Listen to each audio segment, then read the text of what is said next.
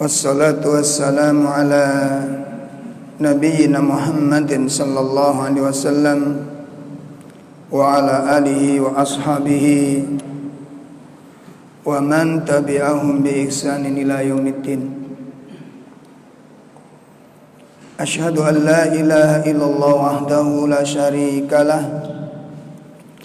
wa asyhadu anna Muhammadan abduhu wa rasuluh.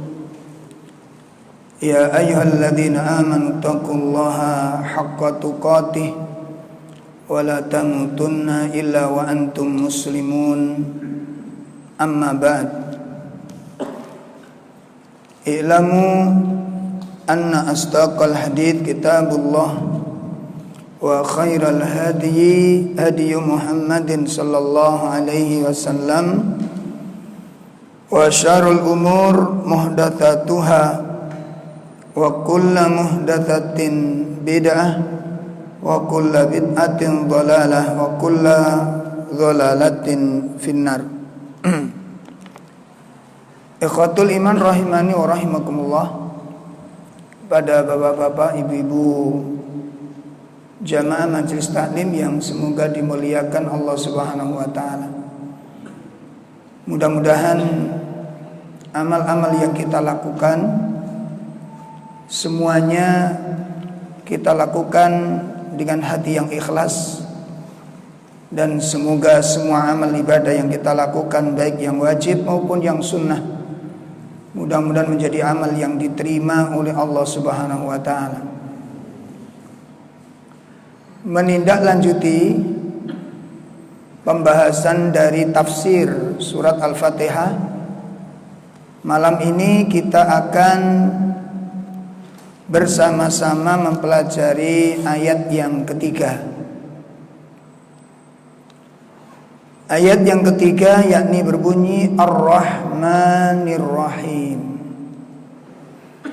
Di situ ada dua kalimat. Yang pertama kalimat Ar-Rahman dan yang kedua kalimat Ar-Rahim. Kalau di bahasa Indonesiakan, Ar-Rahman itu diartikan Maha Pengasih, sedangkan Ar-Rahim diartikan Maha Penyayang.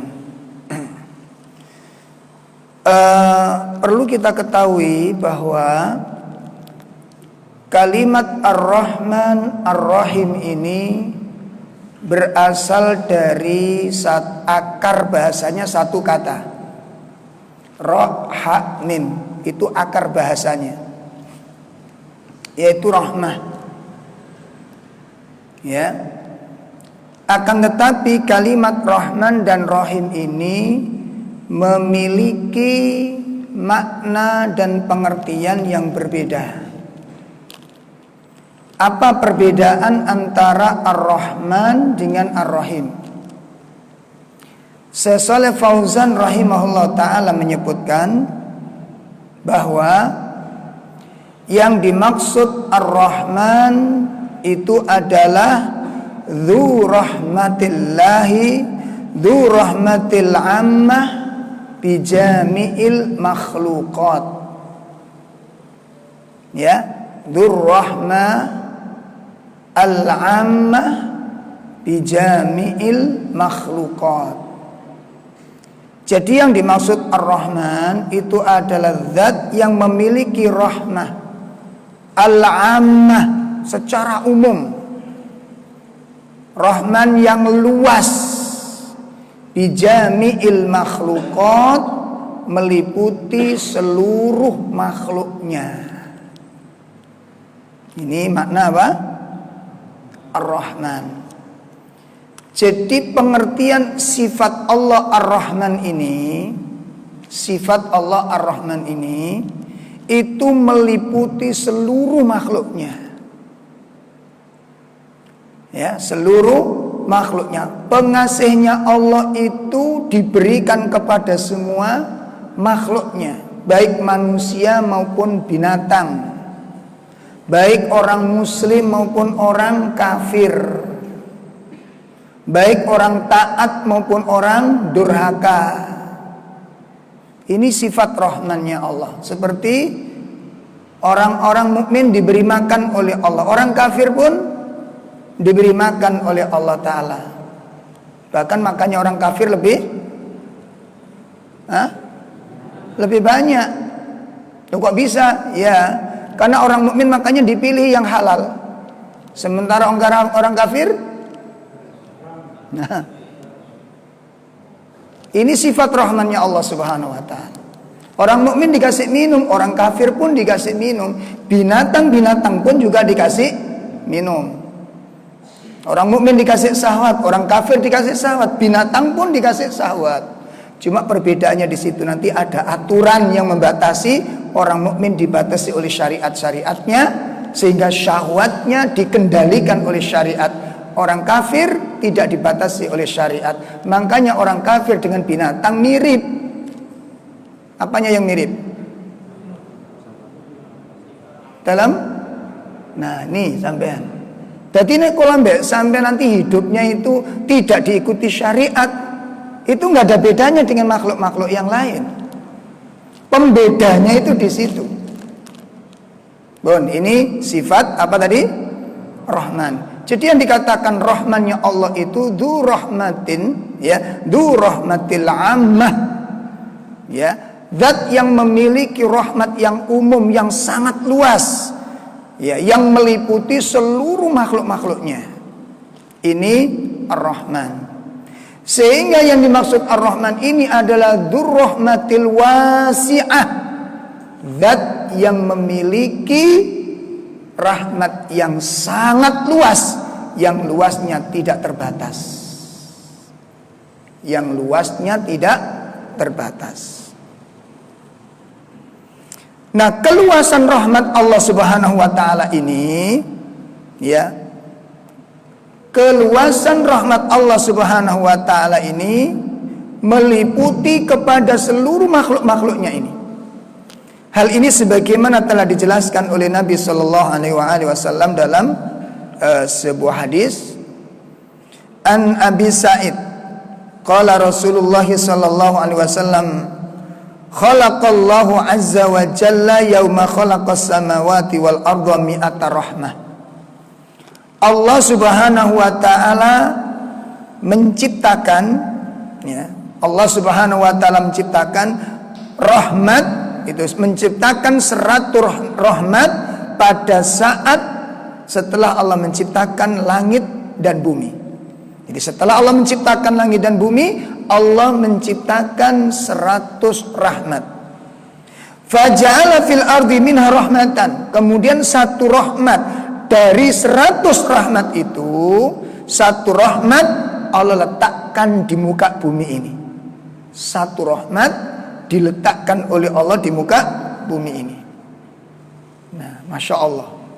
Jadi apa yang kita jadikan kebutuhan hidup seluruh makhluk yang ada di muka bumi ini, baik makhluk kasar maupun makhluk yang halus, baik manusia maupun binatang yang begitu jumlahnya yang luar biasa ini, itu hanya mendapatkan satu bagian dari rahmat Allah. Fabiha ta'tiful walidatu ala waladiha.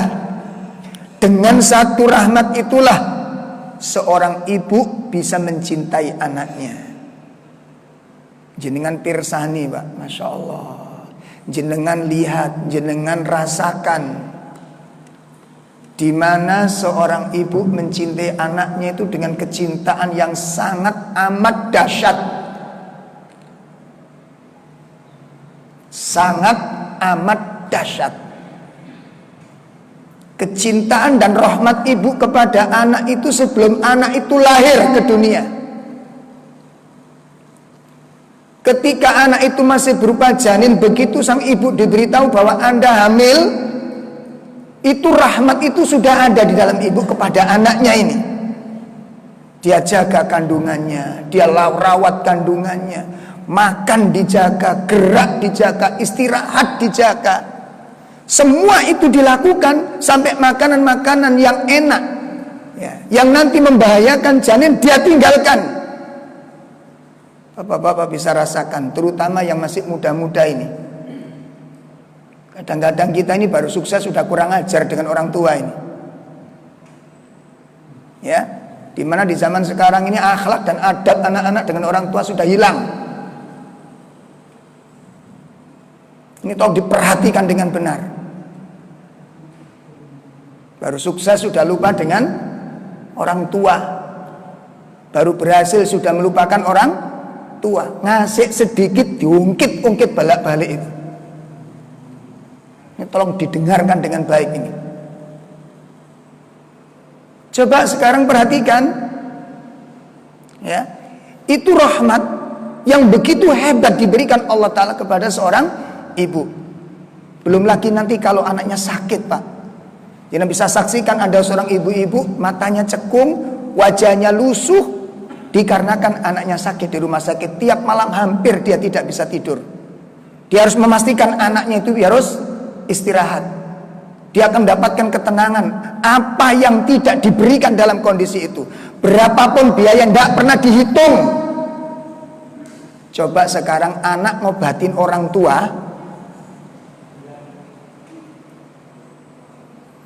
diinget-inget ini. Anak ngobatkan orang tua, baru periksa, pulang diumbreng-umbreng sudah. Delok niki Bu, iki mang obati sakmene. Periksa nih tadi tok itu 200.000. Belum obatnya ini karena mahal, tak beli separuh saja. Makanya sampean dikandani sing nganut. Tolong camkan kalimat yang paling buruk dari mulut anak ini kepada orang tua. Sangat gak pantas, sangat tidak layak. Baru 200.000 dikeluarkan sudah disebutkan di depan orang tua. Itu kalau saya dengarkan dulu sempat ada seorang ibu-ibu, karena saya waktu di mobil, ibunya diumur, langsung saya bentak di tempat ini. Gak pantas kamu jadi anak yang seperti ini. Coba sekarang ibu-ibu, bapak-bapak, membiayai anaknya itu pernah dihitung apa enggak? Sekolah habis berapa, baju habis berapa, biaya habis berapa, pernah ditotal, Pak? Sekarang perhatikan anak-anak pemberian kepada orang tua. Seperti itu kira-kira? Halo? Perhatikan, itu satu rahmat dari Allah Ta'ala. Ya. Ya. Jadi satu rahmat itu, dengan satu rahmat itulah ada seorang ibu mencintai anak yang begitu luar biasa. Itu dari separsar, dari satu rahmat yang Allah bagikan ke dunia ini. Kemudian wal bahaim ba'duha ala ba'd. Masya Allah. Juga demikian binatang-binatang ternak. Bagaimana induk-induk mereka itu mencintai anak-anak mereka. La haula wala quwata illa billah. Jenengan lihat harimau yang ganas, harimau yang garang, harimau yang buas. Ketika dia melahirkan seorang anak, dijilati kotoran-kotoran pada anaknya. Kuda yang dungu, kerbau yang dungu, ketika melahirkan anaknya dijilati kotoran pada tubuh anaknya. Betul begitu, Pak?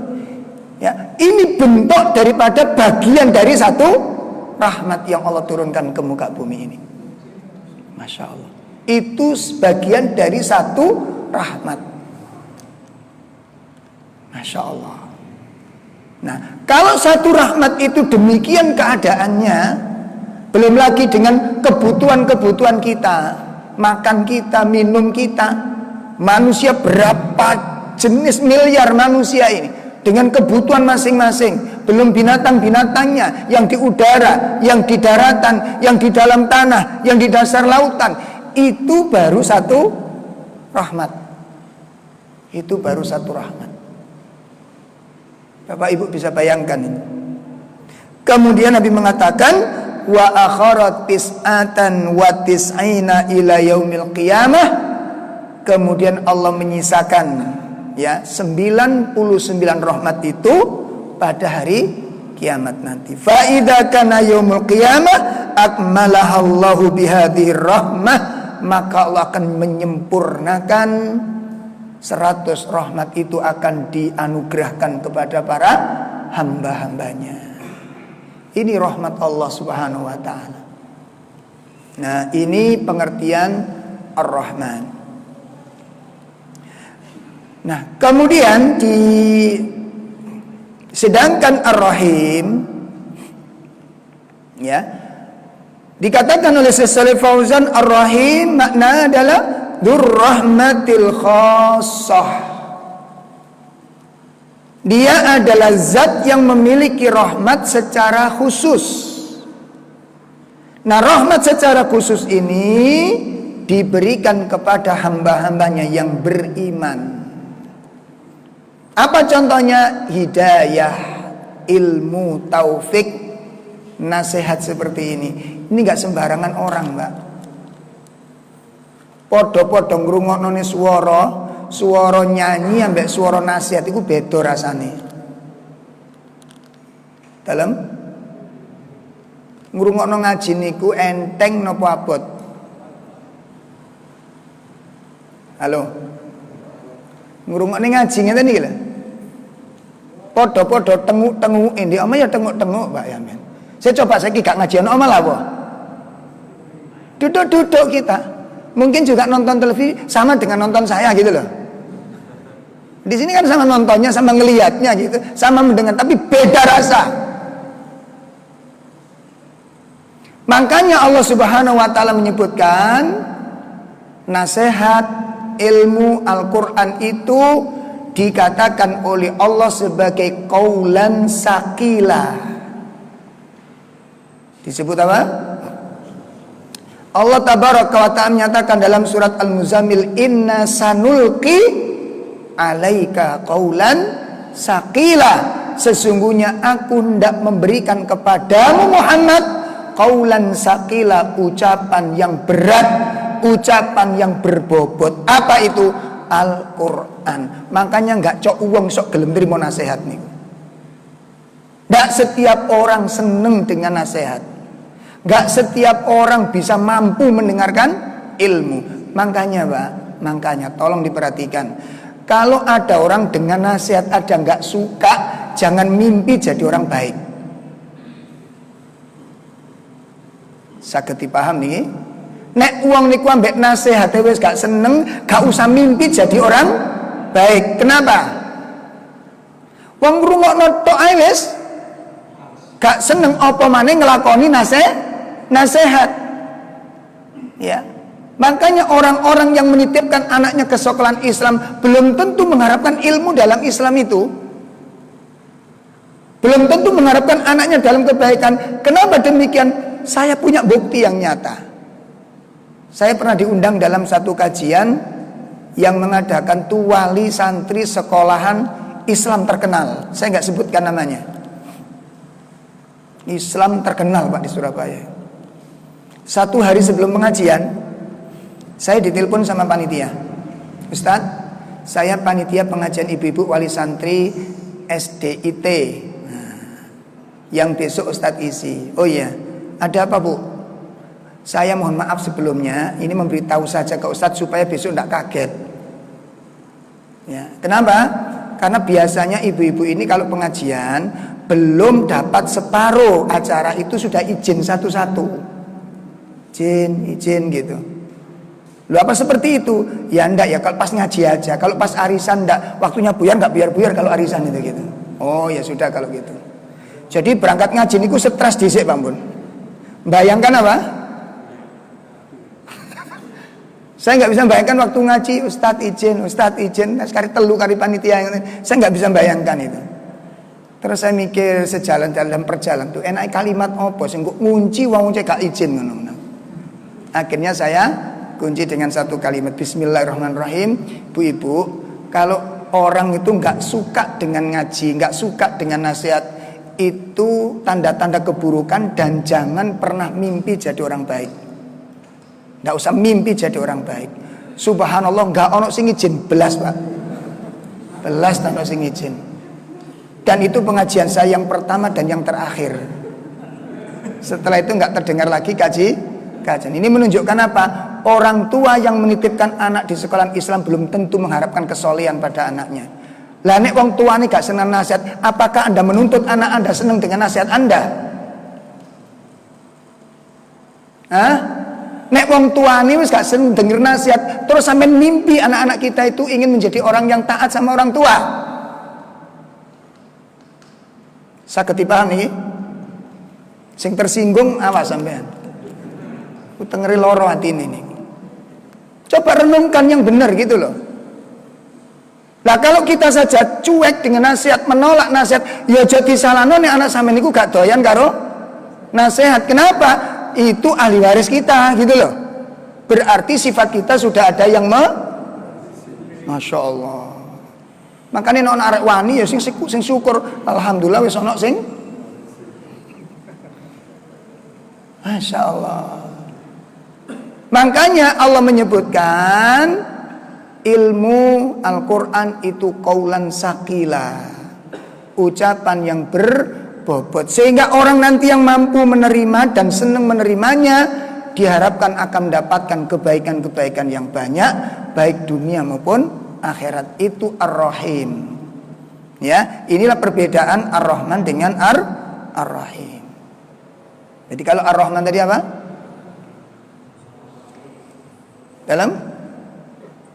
Kalau Ar-Rahman itu sifatnya apa? Luas. Semua makhluknya mendapatkan sifat Rahmannya Allah ini. Sedangkan Ar-Rahim itu khusus orang-orang yang dicintai Allah, khusus orang-orang yang disayangi Allah Subhanahu wa taala. Dan Rahim Allah berbentuk kemaslahatan, ilmu yang bermanfaat, hidayah. Nah, pun ini perbedaannya. Nah, kemudian bapak-bapak, ibu-ibu sekalian yang dimuliakan Allah, Allah Subhanahu wa taala menjelaskan di dalam surat 6 147 yang menjelaskan bahwa rahmat Allah itu sangat luas. Rahmat Allah itu apa? Sangat luas. Allah Subhanahu wa taala berfirman di dalamnya, ini surat Al-An'am 147. Fa in a'udzu billahi minasy syaithanir rajim. Fa in kadzabuka faqur rabbukum dzur rahmatin wasi'ah wa la yuraddu ba'suhu 'anil qaumil mujrimin. Ya. Maka jika mereka mendustakan kamu, katakanlah Tuhanmu mempunyai rahmat yang luas, dan siksanya kepada orang-orang yang berdosa tidak dapat dielakkan. Jadi kalau orang-orang kafir itu mendustaimu Muhammad, kalau orang-orang kafir itu mengingkarimu, menolak dakwahmu Muhammad, kul, katakan kepada mereka, ya, katakan, Rabbukum du rahmati wasi'ah. Tuhan kalian, Rabb kalian itu memiliki rahmat yang sangat luas.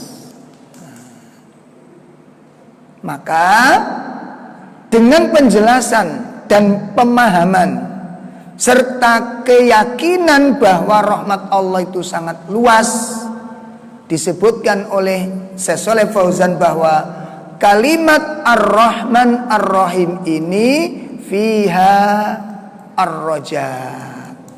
Di dalam ayat ini terkandung harapan-harapan yang sangat besar. Ini pilar ibadah yang kedua. Ya, jadi pilar ibadah yang pertama kemarin apa? Al-mahabbah. Yang kedua apa? Ar-raja, adanya harapan. Nah, di dalam ayat Ar-Rahman Ar-Rahim ini terkandung adanya harapan-harapan kepada Allah. Karena rahmat Allah itu sangat luas. Kekayaan Allah itu sangat luas. Kekuasaan Allah itu sangat luas. Pengasihnya Allah itu sangat luas. Sehingga hamba tidak pantas berputus asa untuk mendapatkan rahmat Allah Subhanahu wa taala. Ya, hamba tidak boleh berputus asa untuk mendapatkan rahmatnya Allah Subhanahu wa taala. Karena rahmat Allah meliputi segala hal, termasuk diantaranya pelaku-pelaku dosa memiliki kesempatan yang sangat emas untuk mendapatkan apa? Rahmatnya Allah Subhanahu wa taala ini.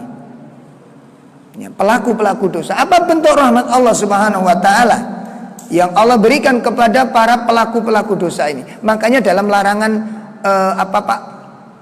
keputusasaan, Allah melarang kita berputus asa itu dalam dua hal dalam Al-Quran ini. Yang pertama, larangan berputus asa dari pertolongan Allah Ta'ala. Satu, larangan berputus asa dari pertolongan Allah Subhanahu wa Ta'ala. Nah, sehingga ini merupakan kabar gembira bagi siapapun yang punya masalah. Ini kabar gembira bagi siapapun yang memiliki problem, sebesar apapun bentuk problem tersebut, sedahsyat apapun masalah yang dihadapi, ya, sedahsyat apapun beban hidup yang dia terima, kesempatan untuk mendapatkan rahmat Allah itu sangat luas. Ya, tolong diperhatikan. Contohnya begini, Pak. Kalau ada orang punya utang 100 juta, sementara kerjanya itu, kalau orang Jawa bilang itu rok-rok asem. Kenapa rok-rok asem nih, Pak? Nah, kadang-kadang kerja, kadang-kadang enggak, kadang-kadang dapat penghasilan, kadang-kadang tidak. Intinya itu kondisi pas-pasan sudah. Nah, ini kalau menurut logika, hutang 100 juta dengan penghasilan yang pas-pasan, dinggo mangan ini ngepres, nek nurut logika bisa nggak nyaur hutang? Loh, gitu loh. Bisa nggak nyaur hutang?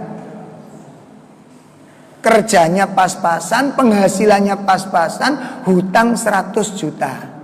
Coba sekarang kalau panjenengan punya problem seperti ini, waktu berdoa yang dilihat itu Allahnya atau utangnya. Itu yang menjadikan doa itu lemah. Saya paham nih. Itu yang menjadikan doa itu lemah. Oleh karenanya di dalam kitab Ad-Da'wa Imam Ibnu Qayyim menyebutkan, ketika problem dan masalah musibah itu digabungkan, dijajar, digandengkan dengan doa. Saya ulangi, ketika musibah disandingkan dengan doa, itu ada 3 hal. Pertama, bisa jadi doa lebih kuat dari musibahnya, maka insya Allah doa akan dikabulkan.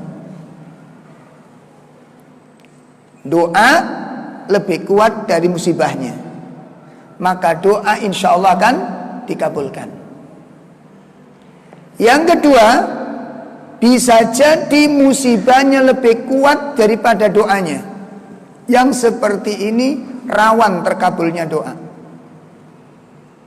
Yang ketiga, antara musibah dengan doanya sama-sama kuat, timbul sebuah keraguan. Perhatikan ini, Pak.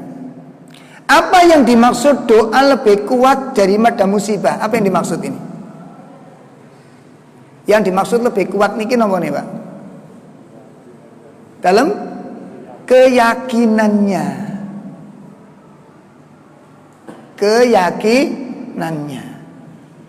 Makanya orang ketika mendapat musibah yang dikiranya itu berat, yang dikiranya itu besar, ketika mendapat nasihat, wis Mas sampeyan kudu tawakal, mesti jawabnya ngeten, Pak, wis gak kurang-kurang Mas.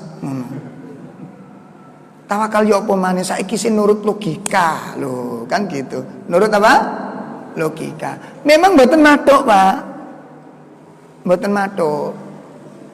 Karena kita hubungkan antara logika kita dengan masalah. Kemampuan kita mengumpulkan dana itu ngepres, sementara hutang kita 100 juta, nggak nyambung. Ketika kita berdoa dalam kondisi seperti itu, saya yakin, seyakin-yakinnya doa kita sangat lemah. Apa yang melemahkannya? Tidak yakin bahwa Allah itu mampu mencukupi hutang tersebut. Nah, kenapa demikian? Karena kita nggak melihat kepada siapa kita berdoa. Kita kasih contoh. Beberapa waktu yang lalu ada teman saya punya toko bangunan terbakar habis, Pak.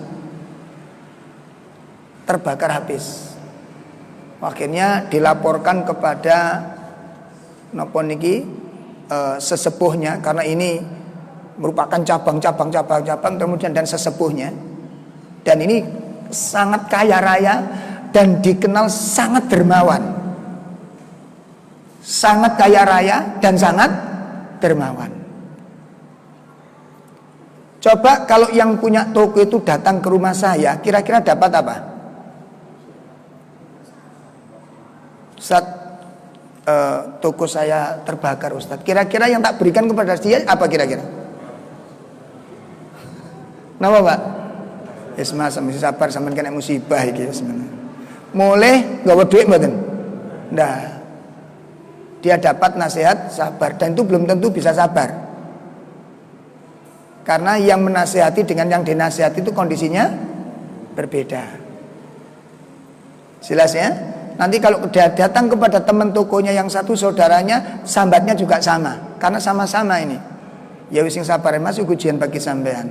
Tapi begitu datang ke rumah Pak D-nya ini, selaku pendiri toko tersebut dan kemudian menyebar di mana-mana dan memang kaya raya dan dikenal sangat dermawan, diceritakan, Pak D, si fulan tokonya terbakar.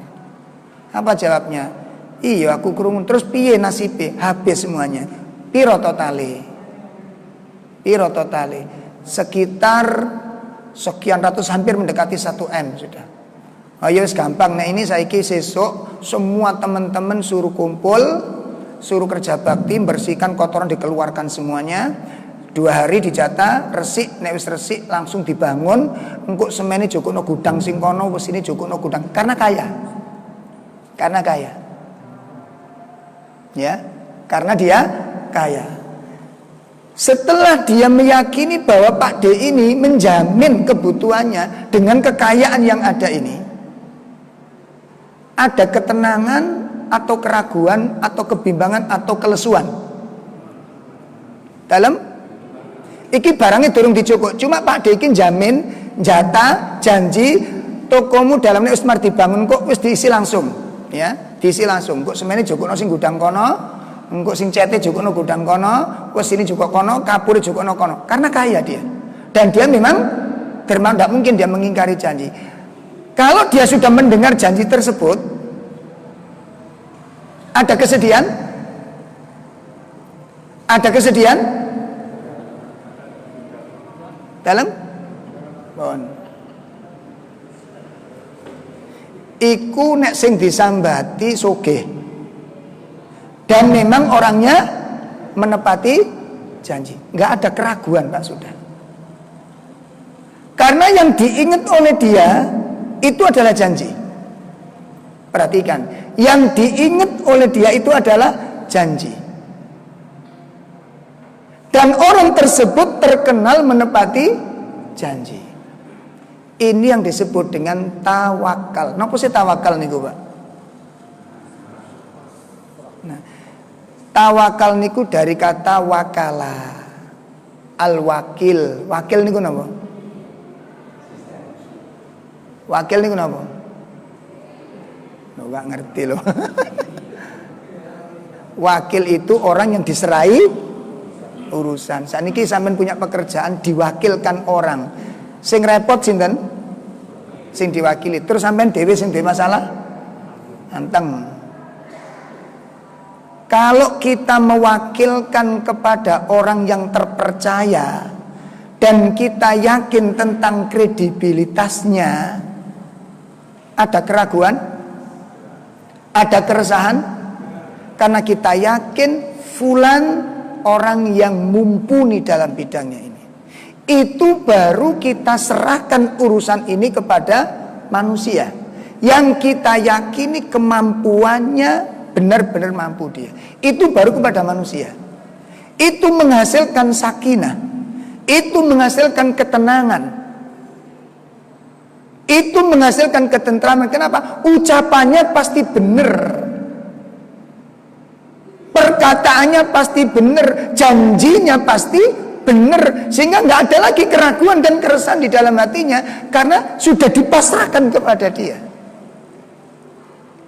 sudah diserahkan kepada Dia, sudah diwakilkan urusannya kepadanya. Nah, sekarang kalau urusan kita serahkan kepada Allah, namanya kita bertawakal kepada Allah. Itu menjadikan apa? Kita minta tolong kepada Allah agar Allah mengurusi urusan-urusan kita. Pertanyaannya tinggal satu, Pak. Kenapa, Pak? Hah? Di hati kita yakin nggak kalau Allah itu mampu menyelesaikan urusan kita ini? Itu persoalannya. Itu persoalannya. Apakah kita yakin dengan seyakin-yakinnya bahwa Allah mampu menyelesaikan urusan kita ini? Nah, oleh karena itu, bapak-bapak sekalian, contoh seperti sekarang ini.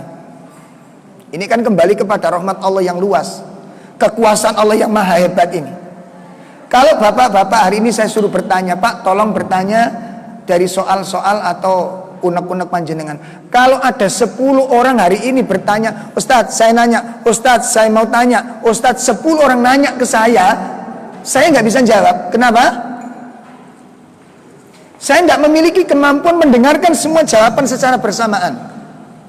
Sementara pertanyaan panjenengan antara yang satu dengan yang lain tidak sama. Halo? Sakit dipaham sampai di sini? Nah, sekarang kita berdoa, kita lihat di Masjidil Haram berapa juta orang di sana, satu misal. Kemudian di Madinah berapa ribu orang di sana, di masjid yang lain, di waktu yang sama. Berdoa menengadahkan tangan kepada Allah Ta'ala dan meminta kebutuhan yang satu dengan yang lain. Itu satu dunia bertanya bersemuanya, satu dunia berdoa, satu dunia memohon. Pertanyaan saya, apakah Allah kewalahan mendengarkan doanya? Dalam? Dan apakah Allah kerepotan ngurusi urusannya sehingga stok rezeki yang diberikan Allah nanti kekurangan? Karena hutang kita terlalu banyak. Yang saya katakan 100 juta hutang kita. Lalu Allah tidak sanggup. Kenapa kita katakan banyak? Karena kita kecil. Contohnya tadi, Pak. Kalau ada bapak rumahnya ambyuk datang ke saya, Ustadz, ada nggak yang bisa minjemi duit 30 juta? Kelenger saya. Kenapa? Karena saya miskin. Tapi bagi orang yang punya kaya hitam triliunan, 30 juta niku koyo itu, Pak. Ngerti itu sampean? Nggak ada artinya 30 juta itu. Bagi orang-orang yang memiliki harta triliun, itu baru makhluk. Bagaimana sekarang kita Allah Zat yang Anda yakini Al-Ghani? Apa Al-Ghani? Allah Maha Kaya. Ketika Anda sebutkan Wallahu Ghaniyun Halim, Allah Maha Kaya dan Maha Lembut. Ketika kita meyakini bahwa Allah Maha Kaya, keyakinan kita itu, kekayaan Allah itu sebanyak apa? Inilah yang kemudian menjadikan doa itu kuat. Ini yang kemudian menjadikan orang tidak berputus asa, sehingga Allah Subhanahu wa taala menyatakan wala tai'asu mir rauhillah. Satu, jangan putus asa untuk mendapatkan pertolongan Allah dari masalah-masalah yang kita hadapi. Perhatikan surat 12 ayat 87. Surat 12 ayat 87. Nggih. Sudah ketemu? Langsung dibaca terjemahnya. Ada yang mau terjemah? Nggih.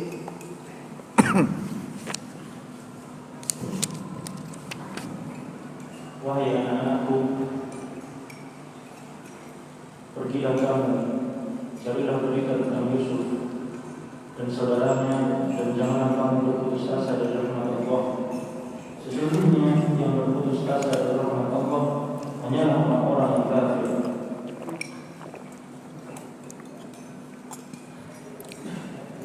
Mari kita lihat di dalam ayat ini Allah Subhanahu wa taala mengatakan apa? Wala tai'asu mir rauhillah. Jangan kalian berputus asa dari rahmat Allah. Ini adalah pertolongan, meminta pertolongan atas musibah. Jangan putus asa dari rahmat Allah.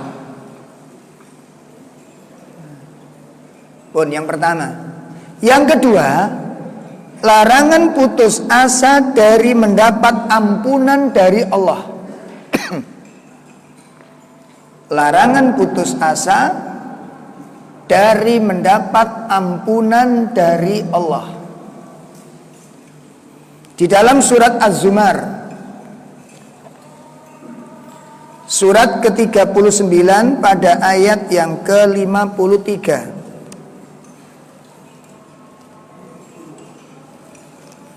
Surat 39 ayat berapa tadi? 53. 6. Monggo Ustaz. Katakanlah, wahai hamba-Hambaku yang melampaui batas terhadap diri mereka sendiri, janganlah kamu berputus asa dari rahmat Allah. Sesungguhnya Allah mengampuni dosa-dosa semuanya. Sungguh Dialah yang Maha Pengampun, Maha Penyayang. Nah, jadi larangan berputus asa di dalam Al-Quran itu ada dua. Yang pertama, larangan putus asa dari pertolongan Allah ketika seseorang mendapatkan musibah. Seberat apapun musibah tersebut, sedahsyat apapun musibah tersebut, maka jangan berputus asa dari rahmat Allah untuk mendapatkan pertolongannya. Ini nanti akan kita simpan, kita bahas. Ya. Yang kedua, larangan berputus asa dari mendapat apa?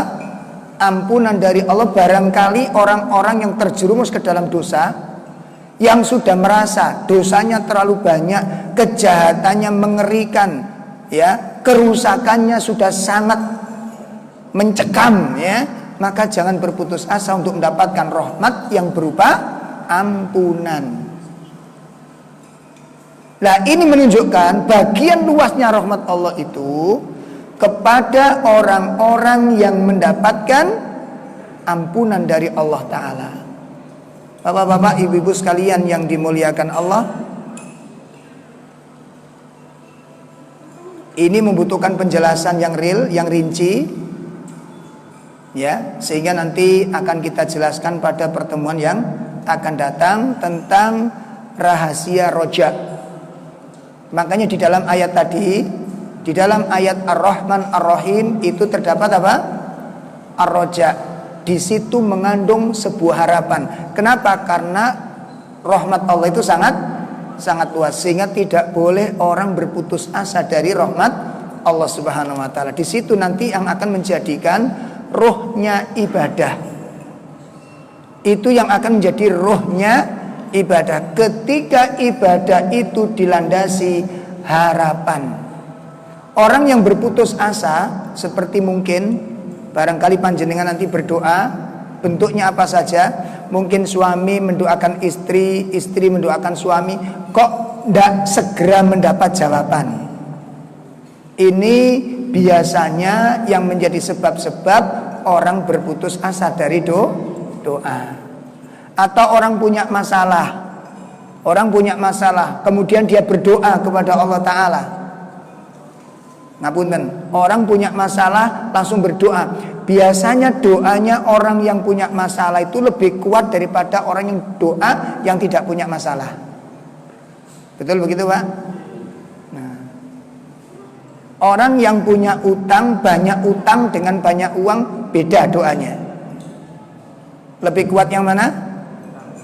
Nah, makanya memperbanyak utang itu mengakibatkan kuatnya ya, gitu. Ini luar biasa.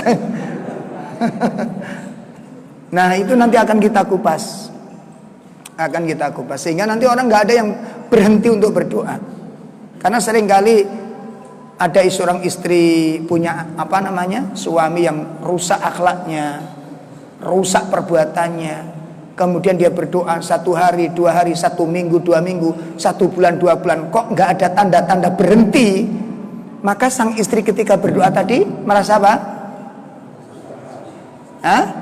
Nah, ngeten iki Pak, biasane Pak, takon maneh, Ustaz gano donga liyane ta. Ngoten biasane.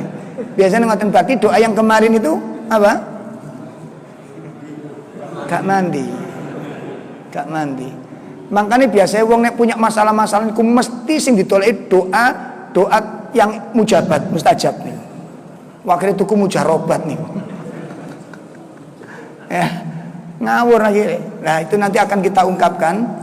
Mungkinkah orang-orang yang punya masalah yang besar itu bisa selesai? Mungkinkah orang yang punya bertumpuk-tumpuk problem itu bisa ringan hidupnya? Kuncinya di situ, memahami makna Ar-Rahman Ar-Rahim itu akan membangun harapan-harapan yang luas, membangun optimis, membangun kekuatan jiwa dan membangun kekuatan doanya.